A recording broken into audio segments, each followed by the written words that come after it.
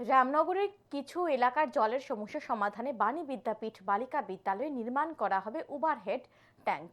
এই overhead tank নির্মাণের জন্য বুধবার জায়গা পরিদর্শন করেন পুর নিগমের মেয়র দীপক মজুমদার। সাথে ছিলেন জল বোর্ডের আধিকারিক সহ পুর নিগমের আধিকারিকরা। উল্লেখ্য, মাস্টারপাড়াস্থিত নেতাজি আদর্শ শিক্ষা মন্দিরে 16 গন্ডা জায়গায় রাজ্য সরকারের ইচ্ছা অনুযায়ী 5.5 ml ওয়াটার ট্রিটমেন্ট প্ল্যান্ট বসানোর পরিকল্পনা গ্রহণ করা হয়েছে।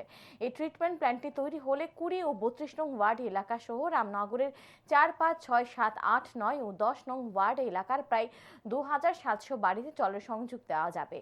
22 কোটি টাকা ব্যয়ে এই প্রকল্পের অঙ্গ হিসেবে বাণী বিদ্যাপীঠ বালিকা বিদ্যালয়ে তৈরি করা হবে ওভারহেড ট্যাঙ্ক। নেতাজি আদর্শ শিক্ষা মন্দিরের ট্রিটমেন্ট প্ল্যান্ট এবং রামপুর ট্রিটমেন্ট ব্যাংক থেকে এই ওভারহেড ট্যাঙ্কে মজুত করা হবে জল। পরবর্তীতে সেখান থেকে পাইপলাইনের মাধ্যমে এলাকায় জল সরবরাহ করা হবে বলে জানান মেয়র দীপক মজুমদার।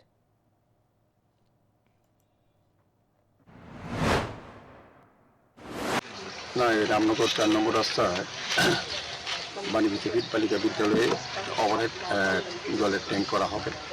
এটা মূলত রামনগর বিধানসভার অধিকাংশ এলাকা এবং বড়দলি একটা অংশ বিধানসভার, এখানে জলের কিছুটা ক্রাইসিস আছে সাপ্লাইয়ের ক্ষেত্রে।